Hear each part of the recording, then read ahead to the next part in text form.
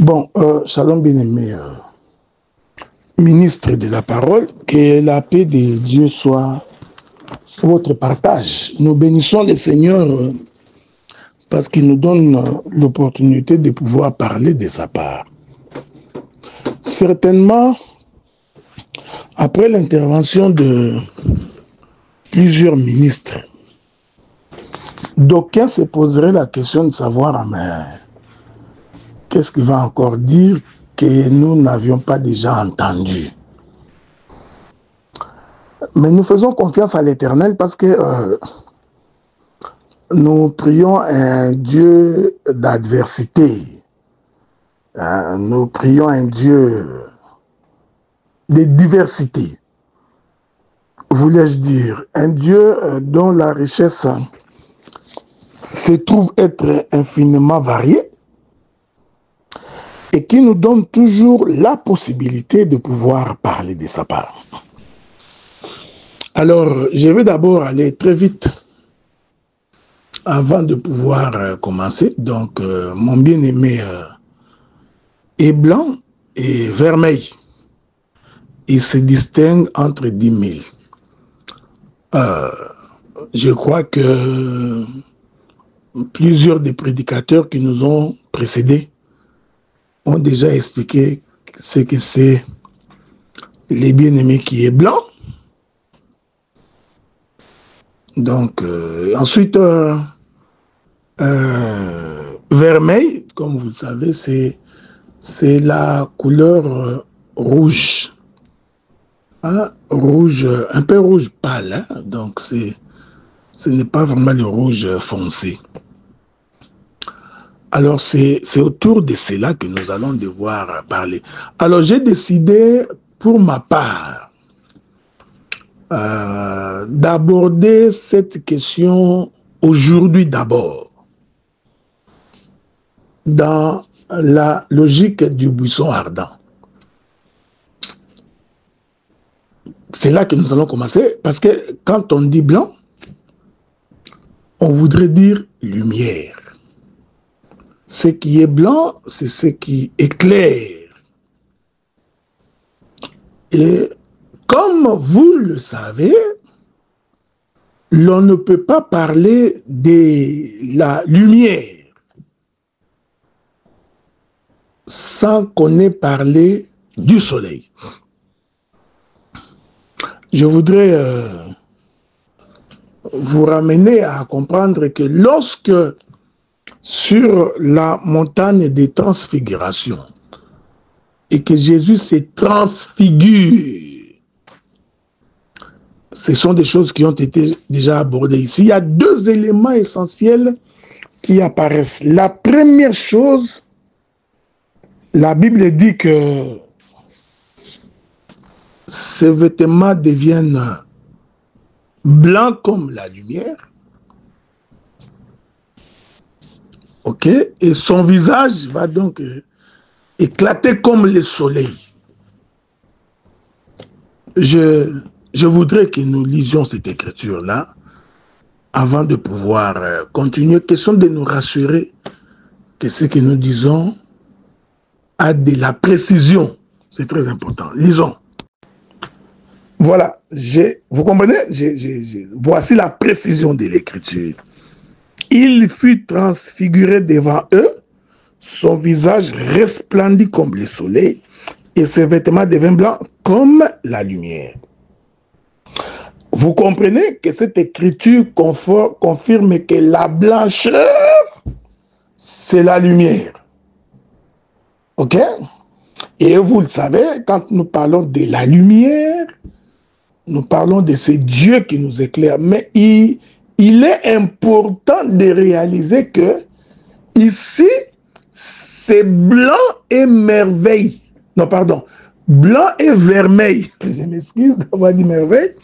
Je disais que c'est blanc et vermeil. C'est très important. OK? Et vous savez que vermeil veut dire couleur rouge. Alors que la blancheur, c'est la couleur de la lumière. Donc, quand le Seigneur se transfigure, ou se transforme, il va donc revêtir ces deux aspects.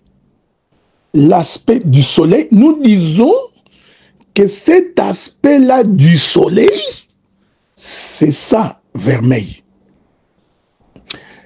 Et le vêtement qui devient blanc comme la lumière, c'est ça, mon bien-aimé est blanc. Je répète ça, calmement. Quand Jésus se transfigure, ou à la montagne de transfiguration, Jésus apparaît, le visage comme le soleil, le vêtement blanc comme la lumière. Donc, l'Écriture va confirmer que la lumière a la couleur blanche. Ok? Maintenant, pour que vous compreniez que ces deux aspects renferment la pensée du salut, je me permets maintenant de rentrer dans la création comme j'en ai l'habitude pour que je fasse ressortir la même chose.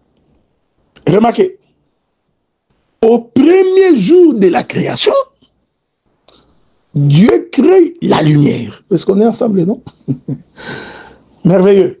Au premier jour de la création, Dieu crée la lumière. C'est-à-dire, Dieu était blanc.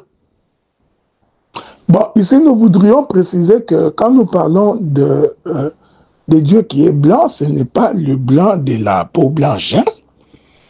Ce n'est pas les caucasiens, le peuple caucasien, donc qui sont en Europe du Nord, que vous devriez considérer comme étant c'est cette blancheur-là. Il ne s'agit nullement de ça. Dans tous les cas, ils sont pas blancs, ils sont crémeux. Ok? Au premier jour de la création, nous expliquons mon bien-aimé est blanc et vermeil. Hein? Qu'est-ce que la Sunamite avait vu? Au premier jour de la création, Dieu va donc créer la lumière. En d'autres termes, Dieu s'est fait blanc. Il a créé le blanc. Au commencement était la parole était avec Dieu et la parole était Dieu. Cette parole était donc la lumière des hommes. Ok? Or, naturellement, les hommes sont éclairés par la lumière du soleil. Ce que Jean voudrait dire, c'est que cette lumière était devenue soleil. On est ensemble, faites attention. Quand la lumière devient soleil, c'est blanc et vermeil. On est ensemble? C'est pourquoi, quand la bien-aimée de Salomon est en train de voir son bien-aimé comme étant blanc et vermeil, en fait, il est en train de voir Emmanuel, c'est-à-dire Dieu sur la terre. J'en viens pour m'expliquer. Au premier jour de la création, Dieu crée donc la lumière. Et cette lumière va éclairer la terre, mais il y a un petit problème, c'est que pour que nous parlions de la lumière, il faut qu'il y ait la source de la lumière. Sans la source de la lumière, il est impensable que l'on parle de la lumière. Voilà pourquoi, au 4e jour de la création, Dieu va créer ce qu'on appelle le soleil. Je veux que vous fassiez attention, parce que le soleil, c'est lui, vermeil. Ok? Qu'est-ce qu'il fait? Il prend donc la lumière du premier jour, il l'a fait tabernacler dans le soleil. En d'autres termes, il l'a fait entrer dans le soleil. Oh, le soleil, quand on le regarde, on a l'impression que le soleil a la couleur rougeâtre. Cette couleur rougeâtre, merveilleux, c'est ça, vermeil. Mais il se pose un sérieux problème parce que naturellement, le soleil est censé brûler. Est-ce qu'on est ensemble, non? Le soleil, il est censé brûler. Mais faites attention, parce que le soleil, selon mon explication, c'est un soleil qui éclaire. Et quand le soleil nous éclaire, le soleil nous apporte donc la lumière, blanc et vermeil. J'essaie de résumer ce que je viens de dire. Mon bien-aimé est blanc et merveille. Qu'est-ce que c'est? En réalité, le blanc et vermeil, c'est la lumière dans un corps. Or, le corps qui a porté la lumière, c'est le soleil. On est ensemble maintenant. Dieu a donc pris le soleil, créé le premier jour, il récupère ce soleil-là, la lumière de ce soleil. Qu'est-ce qu'il fait? Il la confine, cette lumière-là, donc le blanc, ok?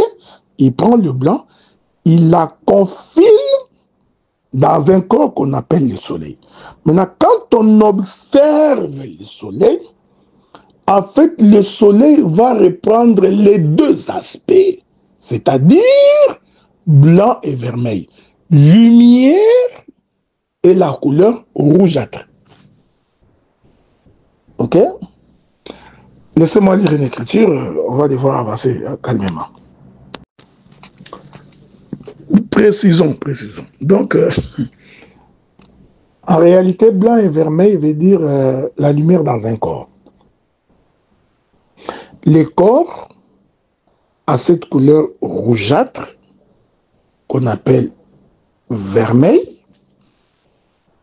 Et la lumière qui est Dieu est dans ce corps-là. En fait, quand on observe ces deux éléments ensemble, on vient de se rendre compte que l'immortalité vient porter la mortalité. En d'autres termes, le spirituel vient entrer dans le matériel, dans le physique, dans le palpable, dans le touchable. Maintenant, pourquoi vermeil? Tout simplement parce qu'en réalité, la couleur vermeil, c'est la couleur qui annonce la vie qui est donnée. En d'autres termes, c'est la partie de l'humanité de Dieu, laquelle partie doit passer par la souffrance. Je répète ça, c'est très important. La partie vermeille, qui est la couleur rougeâtre, est là pour nous annoncer la mort. Ensemble, non? On est ensemble, non? Et là, pour attester la partie de la mortalité de Dieu.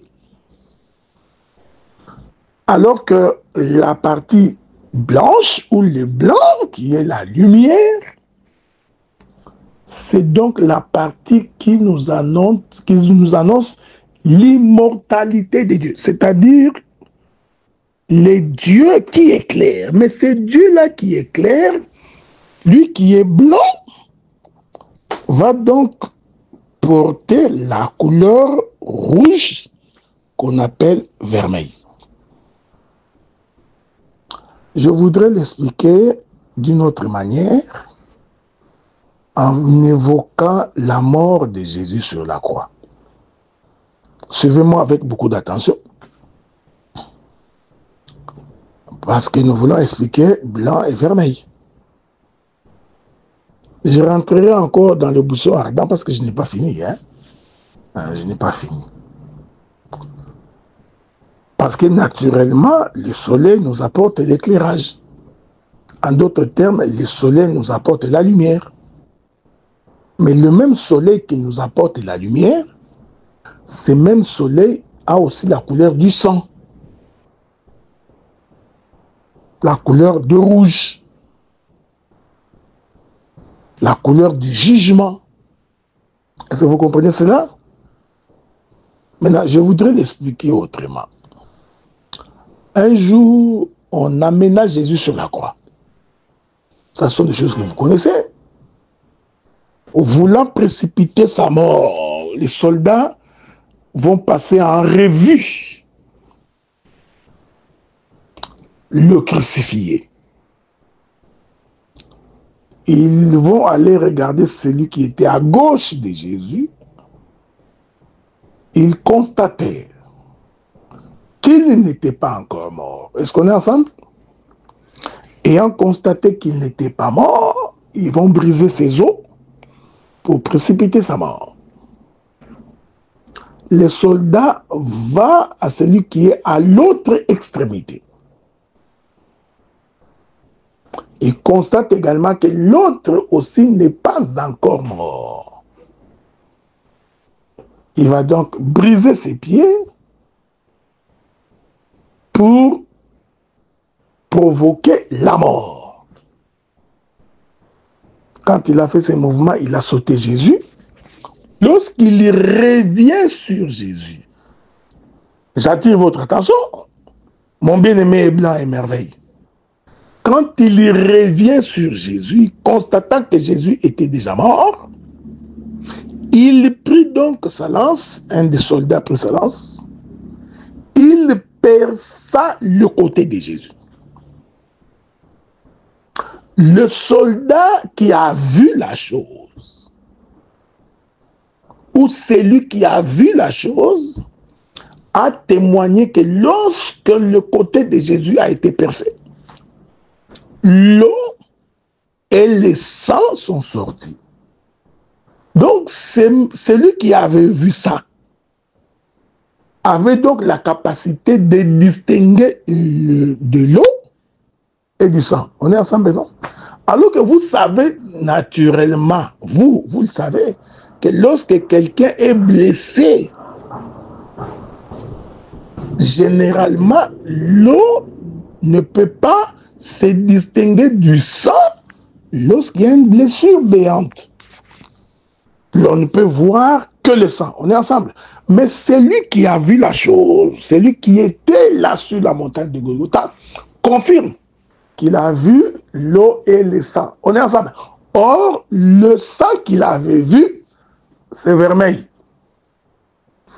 Et je vous dis que l'eau qu'il avait vue, c'est la lumière. Est-ce qu'on est ensemble? Non? Voilà, que la paix de Dieu soit avec vous. Parce que l'eau, c'est la parole. Ok? L'eau, c'est Dieu lui-même. Bon, pas dans tous les contextes, hein, mais je suis dans ce contexte ici. En fait, l'homme qui avait vu le côté de Jésus percé avait donc vu le témoignage du blanc et du vermeil. Je puis dire que blanc et merveille, c'est aussi Ève.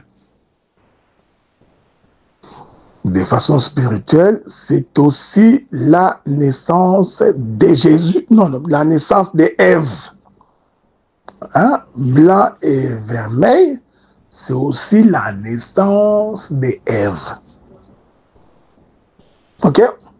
Je voudrais prendre le témoignage des hommes pour expliquer la même chose, parce que le frère Paul nous dit, la nature elle-même ne vous enseigne-t-elle pas? Et que la puissance de Dieu et sa divinité, tout ça se trouve, ça se voit à l'œil nu depuis la création du monde, quand on les considère dans ses ouvrages. Ils sont donc inexcusables. Donc, le frère Paul nous renseigne que nous pouvons observer la nature et comprendre les choses de Dieu. C'est là que je m'en vais. remarquez que lorsque une femme accouche, quand une femme accouche, pour que l'on sache que la vie va être donnée, il faut premièrement qu'il y ait le témoignage de l'eau, c'est-à-dire la poche des eaux qui se brise. Ensuite, le sang pour attester que la vie va être manifestée. Blanc et vermeil. Donc, quand nous parlons du blanc et du vermeil, nous voulons aussi parler de la naissance de l'Église. Mais cette naissance-là se comprend lorsque celui qui est lumière porte un corps, lequel corps est vermeil, renferme la couleur rougeâtre. Donc le blanc et le rouge ensemble, c'est le tabernacle sur la terre.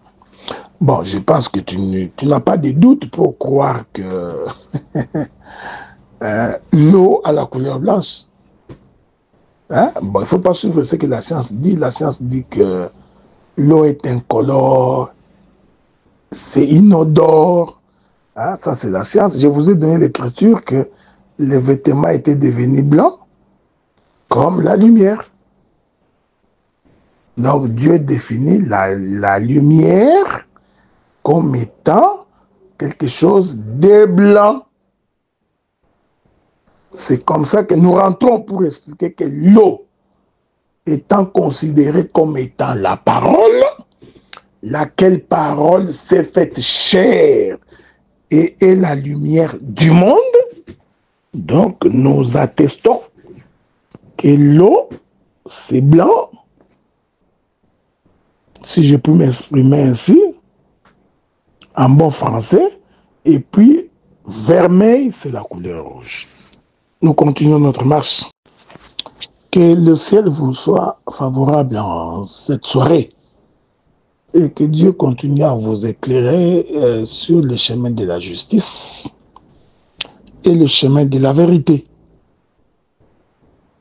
Mon bien-aimé est blanc et vermeil. C'est de cela que nous sommes en train de parler.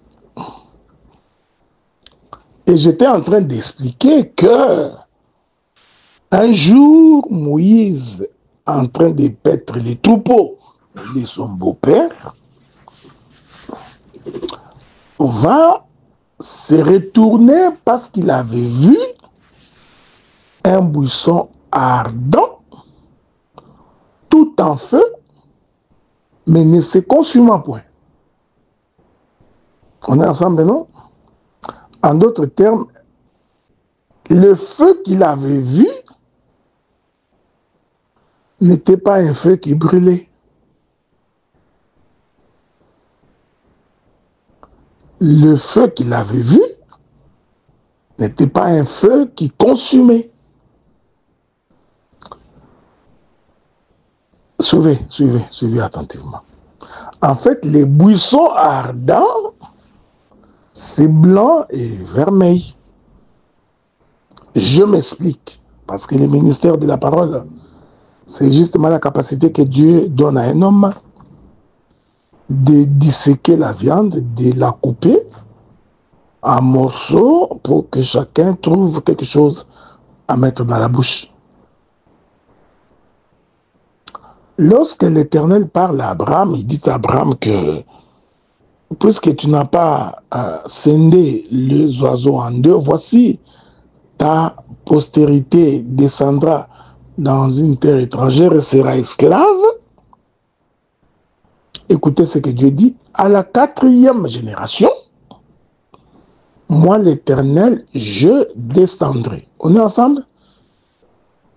À la 4e génération, Dieu dit qu'il descendra. Oh, vous savez, je vais le répéter autrement. Lorsque Dieu vient visiter les hommes sur la terre, Dieu vient par Juda. La porte d'entrée de Dieu sur la terre, c'est Juda. Hein? Donc, c'est Juda qui est sa porte d'entrée. Les gens qui ont fait un peu des études en hébreu comprendront que Judas, c'est une transformation de Yahweh en français. Ok? Donc, parce que le mot Judas en hébreu s'écrit avec les tétragrammes de la même manière qu'on écrit Yahweh. Et comme vous savez, il n'y a pas de voyelles dans la langue hébraïque. Donc, ce sont des consonnes. Ces consonnes-là s'identifient à Judas, attestent justement la promesse que Dieu a dite par la bouche de son serviteur Jacob lorsqu'il dit « Le sceptre de commandement ne quittera pas Judas, ni les bâtons souverains d'entre ses pieds jusqu'à ce que vienne le Shiloh. » C'est-à-dire, le Shiloh pour entrer, pour qu'il vienne visiter la terre, le Shiloh doit entrer par Judas, qui est le chiffre 4. C'est d'ailleurs pour cette raison qu'il y a les 4 êtres vivants sur son trône. C'est pour la même raison, quand Israël campait, il campait en 4 bras. Ok, donc l'arche de l'alliance au milieu, le tabernacle au milieu. Ok, c'est ça même les déplacements des 4 lépreux qui vont chez les Assyriens. Donc, le Seigneur, lorsqu'il dit à Abraham que je viendrai à la 4e génération, Dieu voulait dire que c'est par Judas que je viendrai. Ce que j'ai dit est très important. Il faut suivre ça avec beaucoup d'attention. Or, quand Dieu vient, il est clair. Il dit le peuple qui était dans le ténèbre va donc être éclairé par la lumière provenant de la visitation des dieux. Or, les dieux qui visitent le peuple viennent pour l'éclairer. On est ensemble, non? Mais les livres de Matthieu et les livres de Luc nous disent que le peuple de Nephtali et des Zabylons, et ceux de la contrée voisine des gentils, ok, ont été visités par le soleil qui proviendrait d'en haut, en vertu de la miséricorde de Dieu, et selon laquelle le soleil levant nous a visités. Parce qu'on est ensemble. Donc, le soleil levant qui nous visite reprend les 2 caractéristiques. La caractéristique de la lumière, c'est-à-dire blanc, et ensuite la caractéristique de vermeil, qui est la couleur rouge, généralement du soleil. Ok? Surtout lorsque le soleil est en train d'étendre vers sa mort. C'est là que je voulais en venir. Parce que le soleil devient rouge au coucher du soleil. Ceci nous amène à bien cerner la pensée de l'Écriture. Le soleil, quand il se lève le matin, il est jaunâtre. C'est très important. Il a la couleur de l'or. On est ensemble? Or, la couleur de l'or, c'est la couleur de la divinité. La couleur de l'or, c'est la couleur de la lumière. L'or a une lumière éclatante. Ok? Donc, quand le soleil se lève le matin, il remplit la fonction de la lumière, Laquelle lumière vient pour éclairer le peuple. Faites attention, mais quand le soleil est en train de se coucher, le soleil qui avait la couleur de l'or, cette couleur jaunâtre, va donc commencer à devenir rouge. Et cette couleur rouge du soleil, c'est vermeil. En fait, blanc, la couleur blanche, là, veut tout simplement dire que le Seigneur, comme la lumière, vient pour nous éclairer. Et vermeil, qui est la couleur rougeâtre, est une couleur qui nous annonce la mort de notre Seigneur Jésus-Christ. C'est ainsi que, au 4e jour de la création, la lumière du premier jour qui porte un corps, et ce corps-là qu'on appelle le soleil, le soleil va donc reprendre ces deux caractéristiques. Ça, c'est ce que je vais dire aujourd'hui parce que je vais continuer demain. Ok? Qu'il plaise au Seigneur de nous garder pour que nous continuions demain notre marche de sanctification. Et ainsi, l'Éternel va dire aux enfants d'Israël dans les livres d'Exode, au chapitre 12, lisons cette écriture. Que le Seigneur vous bénisse comme il est beau, ces écritures. L'Éternel dit à Moïse, Exode chapitre 12, et Aaron, premier verset, dans le pays d'Égypte, ce mois-ci sera pour vous le premier des mois. Il sera pour vous le premier des mois de l'année.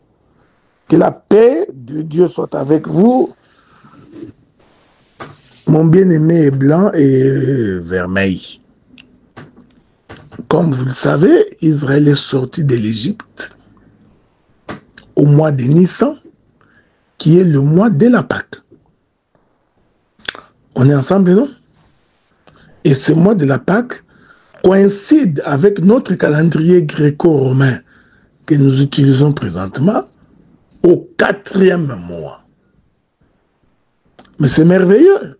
Dieu dit aux enfants d'Israël, pour vous, le 4e mois devient le premier mois. Pourquoi? Parce que vous sortez de l'esclavagisme à la vie. En d'autres termes, vous sortez des ténèbres à la lumière. Le 4e mois constitue donc le mois de la lumière. Souffrez, nous allons essayer d'observer ces choses avec beaucoup d'acuité, parce que l'Éternel est bon, il ne peut pas nous abandonner. Regardez, suivez avec moi. Vous allez constater comment c'est beau, comment Dieu arrange les choses. Il dit, ce mois ici sera pour vous le premier des mois. En d'autres termes, le premier jour devient donc le 4e jour. Non, le 4e jour, non, je vais le répéter autrement parce que souffrez, donc on est un peu pris avec cette coupure d'électricité ici. Regardez, Dieu fait en sorte que ce qui était chiffre 4 devient le chiffre 1. Le mois de Nissan, le mois de la Pâque, qui est le 4e mois, va donc devenir le premier mois. Mais c'est ça la prophétie de Genèse 49. Judas, le lion, le jeune lion, Judas, qui reçoit les hommages de ses frères. Toi qui as le bâton du commandement, parce qu'il dit le sceptre du commandement ne quittera pas d'entre ses pieds. En d'autres termes, Judas conduisait. Or, celui qui conduit, c'est celui-là qui commence la marche. Judas est donc la lumière. Il devient le premier. Ok? Voilà. Il devient le premier pour conduire le peuple. Mais il est cependant en 4e position. Donc le chiffre 4 devient le premier. C'est ça le soleil. C'est ça exactement le buisson ardent. Je rentre là-bas pour m'expliquer. Dieu dit à Abraham qu'à la 4e génération, je descendrai. Et effectivement, 400 ans plus tard, 4e génération, Dieu descend, mais il descend dans un buisson ardent. Est-ce que vous comprenez ça? Or, les buissons, c'est une matière périssable.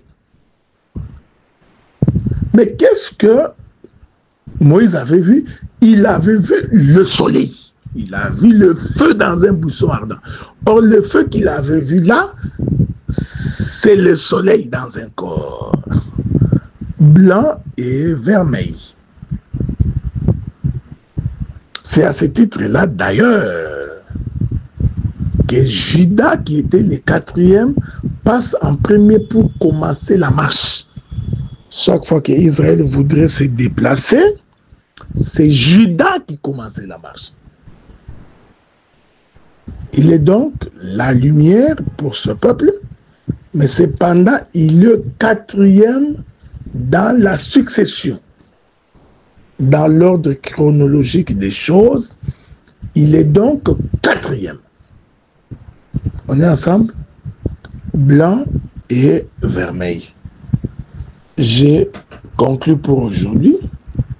Lorsque la Sunamite a vu son bien-aimé blanc et vermeil, en réalité, il avait vu Dieu sur la terre. Il avait vu l'œuvre de la croix. Il avait vu Dieu s'est tabernaclé. Il avait vu donc le saint de saint, celui qui n'a pas de péché, mais il a vu sa mort.